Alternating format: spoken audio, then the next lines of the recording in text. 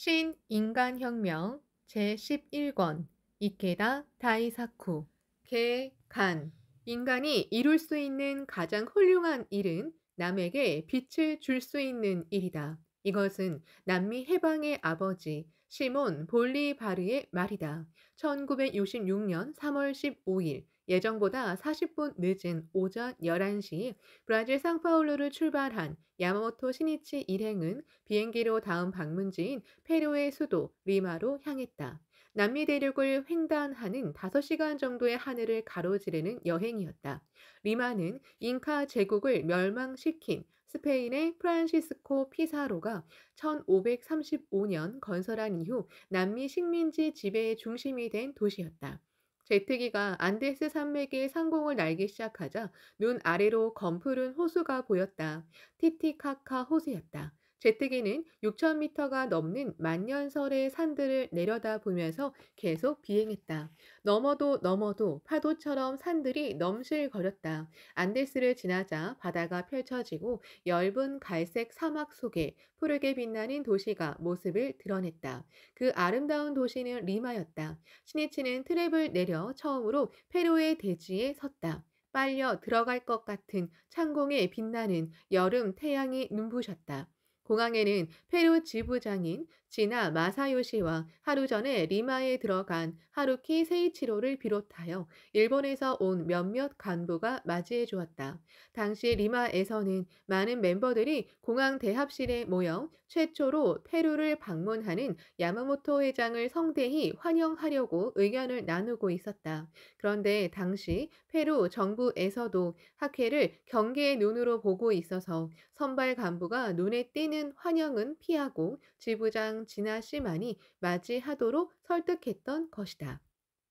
유감스러웠지만 멤버들은 야마모토 회장을 무사히 페루에 맞이하기 위해 동의했던 것이다. 진아는 40대 초반의 온순한 인물이었다. 공항에서 하루키로부터 마중 나오기까지의 경위를 들은 신이치는 몹시 걱정했다. 여러분에게 분한 마음을 가지게 해서 정말 죄송합니다. 그 대신 페루의 미래를 위해 몇 배 더 손을 쓸 테니 안심하십시오. 진아는 신이치의 겸허함과 깊은 배려의 말에 마음 깊은 곳에서 우러나오는 감동을 느꼈다. 신뢰라는 인품에서 나오는 공감의 울림이었다. 페루 지부장인 지나 마사요시는 1924년 오키나와에서 태어났다. 마사요시는 태어난 지 얼마 지나지 않아 부모가 페루로 이주하여 오키나와에 남아있던 할머니의 손에서 자랐다. 그의 부모가 페루 생활이 안정되면 부르기로 했던 것이다. 본래 일본인이 페루로 이주하기 시작한 것은 1899년부터였다. 790명의 계약 노동자가 사쿠라마루호를 타고 건너갔는데 이것은 1908년 가사토마루호를 타고 브라질로 건너간 최초의 브라질 이주보다도 9년이나 앞선 남미 이주의 시초였다. 그러나 페루로 이주한 사람들의 생활은 비참하기 그지없었다. 대우도 열악하고 풍토병에 쓰러지는 사람도 많았다. 가혹한 노동에 견디지 못하여 도망치는 사람도 속출했다. 진아의 부모가 이주할 무렵은 이미 최초의 이주에서 사반세기가 지난 뒤라 일본계도 페루 사회의 기반을 쌓기 시작할 무렵이었다. 하지만 그래도 새로운 이주자가 생활 기반을 굳건히 한다는 것은 쉽지 않았다. 부모가 마사요시를 부를 형편이 되기까지는 8년이 경과한 뒤였다. 그 사이 진아는 17세에 해군에 지원 입대하여 일본 각지의 해군 기지를 전전하고 있었다. 더욱이 1945년 2월에 페루가 일본에 선전포고를 했기 때문에 부모와 자식이 서로 연락도 취하지 못하는 상태였다. 그의 부모는 오키나와는 옥새, 명예나 충절을 위해 깨끗이 죽음했다는 이야기를 듣고는 진아도 죽었을 거라고 생각하고 있었다. 전쟁이 끝난 뒤 진아는 할머니가 피난해 온 미야자키에서 살다가 건설 관련 회사를 세웠다. 사업은 궤도에 올랐지만 마음 한 구석에는 늘 페루로 건너간 부모 생각뿐이었다.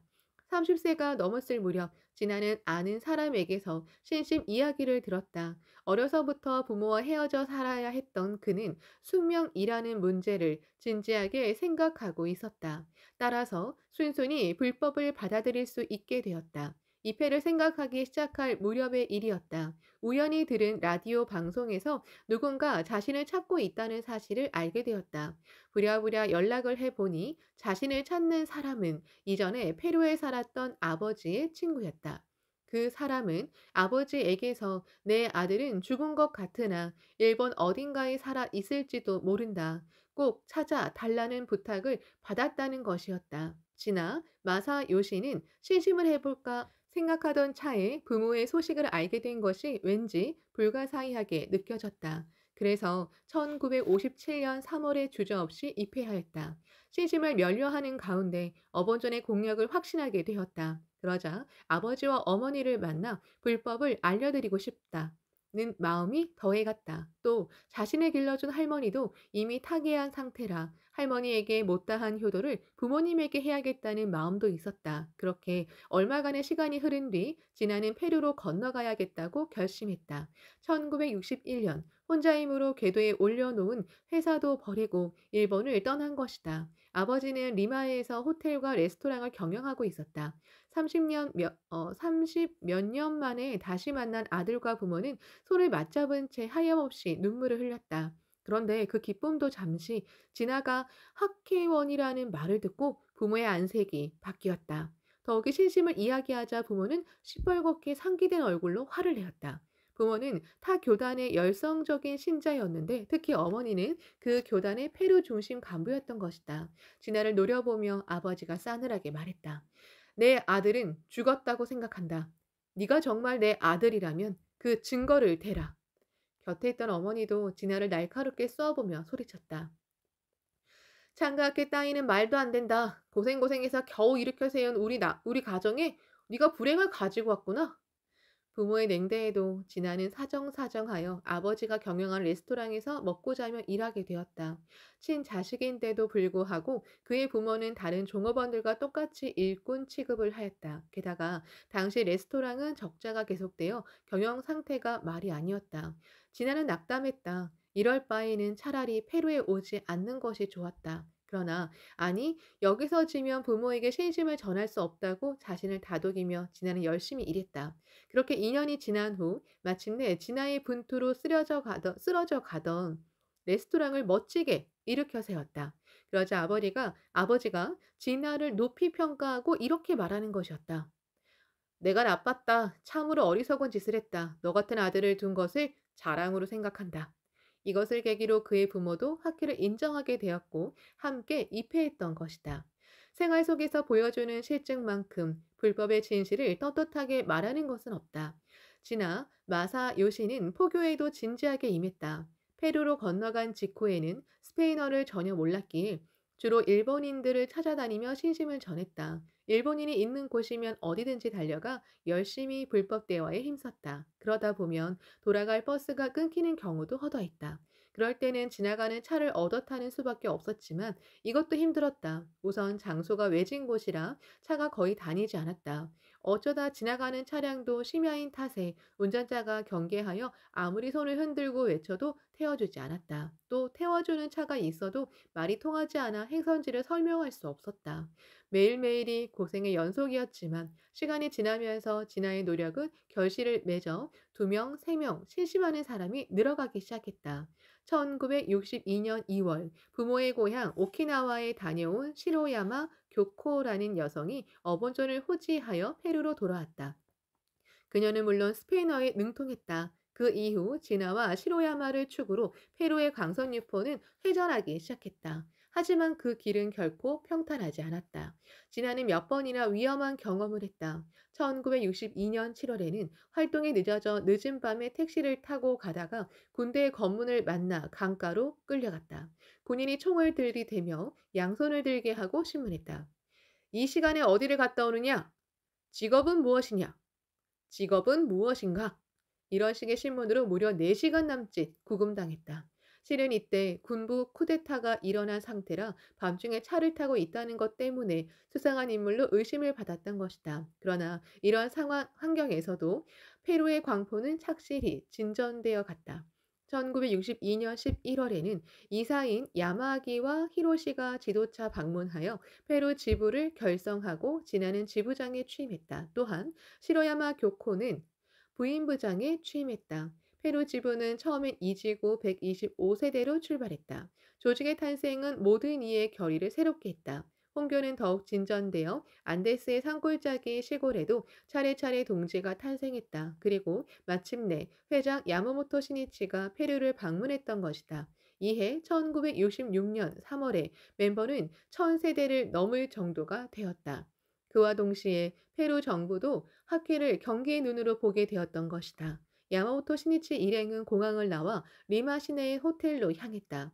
차창 밖에는 아도비, 햇볕에 말린 벽돌나 에스테라, 이형으로 이은 지붕의 집들이 줄지어 늘어서 있었다. 그러나 리마중 심지로 들어서자 안데스 산등 성이를 배경으로 큰 빌딩들이 우뚝우뚝 솟아 있었다. 리마 강 가까이에 서 있는 호텔에서는 태평양의 푸른 바다가 한눈에 들어왔다. 짐을 푼 일행은 곧바로 회의에 들어갔다. 신이치는 선발대로 페루에 들어온 일본 간부들에게서 상세한 보고를 들었다. 그들은 교학시험을 비롯하여 조직의 새로운 포진을 검토하고 인사 면접을 하는 동시에 법무장관과도 회견하는 등 정력적으로 일해왔다. 회의가 시작되자 선발대 한 사람이 골똘히 생각한 얼굴로 말했다. 저는 페루에서 학기를 둘러싼 상황을 지금까지 관계자에게 들은 대로 정리하여 보고합니다. 한마디로 말씀드리면 우리 학회에 대한 페루 정부나 경찰의 인식은 상당히 엄합니다. 브라질과 마찬가지로 정부 관계자나 매스컴은 야마모토 선생님의 방문 목적이 정당을 만들기 위한 준비가 아닌가 우려하고 있는 것 같습니다. 따라서 선생님의 행동에 대해 신경을 곤두세우고 있습니다. 들은 그대로 전하면 경찰 관계자 한 사람이 이번 방문에서 어떤 선동적인 면이 보이면 앞으로 페루 참가학회에 대해서 경계를 강화할 수밖에 없다고 말했답니다. 신이치는 이날 오후 6시에 메트로폴리탄 극장에서 개최할 대회에 참석할 예정이었다. 거기서 멤버들을 만나 격려하는 일에 모든 것을 걸고 있었다. 하지만 이 말을 듣고 신이치의 머리는 어지러울 정도로 생각에 골똘하게 있었다. 만약 내가 예정대로 이 대회에 나가면 당국은 그것을 선동으로 받아들여 도발이라고 볼 게 분명하다. 그리고 내가 돌아간 뒤에 멤버들에 대해 다양한 방법으로 단속을 시작할 것이다. 그래 되면 페루 동지들이 너무 힘들어진다. 멤버들은 슬퍼할지 모르지만 긴 안목에서 보면 내가 오늘 밤 대회에 참석하는 것은 결코 이로운 일이 아니다. 중요한 것은 우리 동지들을 어떻게든 지키는 것이다. 모든 동지들이 안심하고 신심에 힘쓸 수 있는 상황을 어떻게 만드는가가 중요하다. 동행한 주요 기요시가 마음을 정한 듯 야마모토 시니치에게 말했다. 현재 상황을 고려하면 오늘 대회에 선생님께서는 참석하지 않는 것이 좋을 것 같습니다. 우리들이 참석하는 것은 당국도 그다지 마음에 두는 것 같지 않습니다만 선생님께서 참석하신다면 그들을 자극하는 것이 아닌가 생각됩니다. 신이치가 고개를 끄덕끄덕하면서 말했다. 나도 지금 그런 생각을 하고 있었습니다. 어쩔 수 없이 이번 대회는 여러분에게 부탁하는 수밖에 없군요. 지금 당장은 멤버들이 실망하겠지만 언젠가는 내 마음을 알아줄 것입니다. 대회에는 나갈 수 없지만 나는 페루를 위해 끝까지 일할 것입니다. 동지들을 생각하는 강한 일념만 있으면 어떤 상황에서도 손을 쓸 수 있습니다. 그 목소리에는 엄한 결의의 울림이 있었다. 그런데 페루의 미래를 위해 내가 만나야 할 사람이 있습니까? 신이치의 물음에 선발대 멤버가 바로 대답했다. 우선 일본계의 유력 인사를 만나주셨으면 합니다. 알겠습니다. 만나겠습니다. 그리고 매스컴 관계자도 분담하여 만나기로 합시다. 여하튼 모든 사람에게 학회를 올바르게 인식시키는 것이 무엇보다 중요합니다. 호텔의 시니치 방은 페루의 미래를 여는 진원지가 되었다. 그때부터 조직의 새로운 포진과 인사를 협의했다. 그리고 페루를 지금까지의 지부에서 총 지부로 하고 페루, 카야오, 빅토리아의 3지부로 출발할 것을 결정했다. 총 지부장은 지나 마사요시였다. 또 남녀부별 제도도 도입했다. 더욱이 이날의 식순 검토와 스케줄도 조정했다. 마지막에 신이치는 말했다. 대회가 끝난 후에 지구 간부 이상의 사람들을 호텔로 초대하면 어떨까요? 대회에는 참석하지 못하더라도 대표들을 직접 만나 격려하고 싶습니다. 오후 5시가 지나서 신이치는 이사장인 이즈미다 히로시를 보내고 아내 미네코와 함께 대회의 성공을 기원하며 근행 창제했다. 신이치는 진아에게서 이 대회는 안데스의 산간 마을에서 달려오는 사람이나 버스로 며칠 걸려 오는 사람들도 있다고 들었다. 그 활기찬 한 사람, 한 사람의 동지들에게 희망과 용기와 희망을 줄 수 있는 모임이 되기를 사력을 다해 기원했다. 진검 승부의 창제였다. 그 무렵 대회를 치를 메트로폴리탄 극장에는 페루 각지에서 모인 1,700여 명의 멤버가 오후 6시에 시작되는 회합을 기다리고 있었다. 정말 훌륭한 결집이라고 해도 좋았다. 참가자들은 야마모토 시니치와 만날 것을 기대하고 즐거운 마음으로 모인 것이었다. 단상에는 그 해의 학회 주제인 여명이라는 붓글씨가 춤추고 그 밑에는 소카 가카이 델 페루 페루 창가학회라는 글씨가 자랑스럽게 씌어 있었다. 이윽고 간부들이 단상에 착석했다. 모두의 시선은 단상을 주시하며 스니치를 찾아 두리번거렸다. 어느 분이 야마모토 스니치 선생님일까? 멤버들은 일본에서 보내오는 세이쿄 신문이나 세이쿄 그래프를 통해 야마모토 스니치의 얼굴을 보기는 했었다. 하지만 직접 스니치와 만난 사람은 거의 없기 때문에 잘 알 수 없었던 것이다. 그렇다고 해도 단상에 야마모토 회장 같은 인물은 보이지 않았다. 모든 사람들이 어떻게 된 것일까? 의아해하고 있을 무렵 개회가 선언되고 이사장인 이즈미다 히로시가 일어섰다. 안녕하십니까. 여러분은 야마모토 선생님의 페루 방문을 애타게 기다려왔다고 생각합니다. 선생님께서는 오늘 오후 건강한 모습으로 리마에 도착하셨습니다. 대환성과 박수가 울렸다. 모든 참석자들이 환한 얼굴로 힘찬 박수를 보낸 것이다. 그 모습을 보자 이즈미다는 다음 말을 꺼내기가 괴로웠다. 그러나 용기를 내어 말했다. 그런데 야마모토 선생님께서 중요한 일이 생겨 이 대회에 참석하지 못하게 되었습니다. 그 순간 장내는 찬물을 끼얹은 듯 조용해졌다. 곧이어 낙담하는 한숨소리가 새어나왔다. 모든 사람들의 얼굴은 점차 어두워져 갔다. 이즈미다는 전 생명력을 짜내는 마음으로 호소했다. 야마모토 선생님이 회합에 참석하지 못하신 것은 페루의 여러분을 위해 싸우고 있기 때문입니다.